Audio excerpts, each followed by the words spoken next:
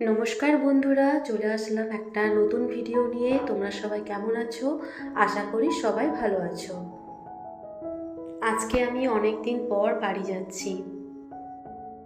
বাসে উঠে অনেকক্ষণ বসে আছি, কিন্তু বাস ছাড়ছেই না। অবশেষে বাস রওনা দিল। বাঁকুড়ার ব্রিজটা আমরা পার হয়ে গেলাম,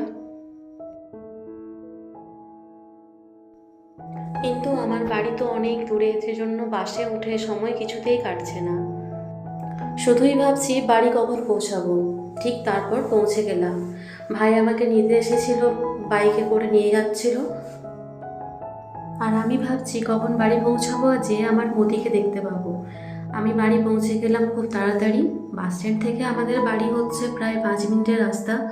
বাড়িতে পৌঁছে গেলাম খুব তাড়াতাড়িভাবে। দিয়ে দেখছি মতি ছাদে আছে। ওই যে মতি আমাকে দেখছে। মতি, আয়। কই রে? ডাকছি যে, কই? আয়। এছাড়াও আমাদের রয়েছে আবারও দুজন। এই যে ইনি হচ্ছে আরেকজন, আর ওই যে আরেকজন আছে গাড়ির তলাতে বসে আছে। আমি আমার বাড়িতে পৌঁছে গেছি। এরপর তোমাদেরকে দেখাবো যে আমি অনেকদিন পরে আসছি, তো তাহলে ওই মতির রিয়াকশন কীরকম, ও এসে করে কীভাবে মানে রিয়াক্ট করে তোমরা দেখতে পাবে। চলো।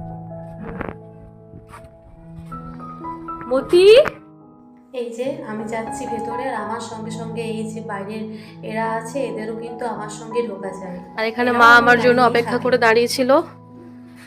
আমার আসতে একটু লেট হয়ে গেছে। আর বাবা এদিকে দোকানের কাজ করছে। আর এই যে মতি আসার পরে এই যে রিয়াকশনটা করছে, এই যে অনেকদিন পরে দেখলেই ও এরকম করে। তুমি ভালো আছো? আর এত ল্যাজ না, মতি হাত দাও। হ্যাঁ, গুড বয়। তুমি ভালো আছো মাম্মা? ইস বাবা, কতদিন মতিকে মিস করছিলাম। কত মতির জন্য মন খারাপ লাগছিল। চলো চলো, এসো।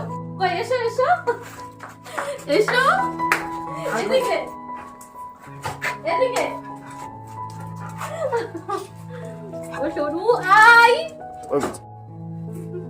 সরু।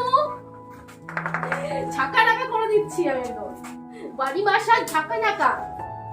চলো চলো পাগলু, চলো। আনন্দ পেয়ে গেছে বসে দুঃখতে। বাড়িতে এসে আমি আগে স্নান করে নিলাম, তারপর ছাদে উঠে গেলাম। ছাদে উঠে দেখছি মতি বসে আছে। মতি কিন্তু ছাদে উঠে খুব খেলতে পছন্দ করে। আবার যদি কেউ ছাদে উঠেছে ওর সাথে, তাহলে একদমই আনন্দে ও আত্মহারা হয়ে যায়। মতি খেলতে খুব পছন্দ করে, ও আমার সঙ্গে খুব বেশি খেলে। আর এই জন্যই বোধহয় আমি না মতিকে খুবই মিস করি। আমি উঠেছিলাম ছাদে জামা কাপড়গুলো মেলার জন্য, আর এদিকে মতি হচ্ছে কিছুতেই আমাকে জামা কাপড় মেলতে দেবে না। ওর সাথে আগে খেলতে হবে, তারপর তুমি জামা কাপড় মেলবে।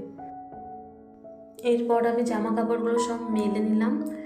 তারপর আমি মতিকে বলছি, আয় একটু আমার সাথে সেলফি তুলবি, আয় একটু ভিডিও করবি, আয়। ও দেখুন ঠিক কাছে চলে এসেছে ভিডিও করার জন্য। এরপর নিচে যাব, কারণ মা আমাকে খাওয়ার জন্য ডাকছে। আমি এসে করে স্নান করে খেয়ে নিলাম মায়ের হাতের তৈরি রান্না। মা অনেক কিছুই রান্না করেছিল। আমি ভাত, তারপর সবজি, শাক ভাজা, বড়ি ভাজা, ডাল, মাছের চাটনি, আবার শশা, এই সমস্ত কিছু খেয়ে নিলাম। আজকের মতো টাটা, বাই বাই।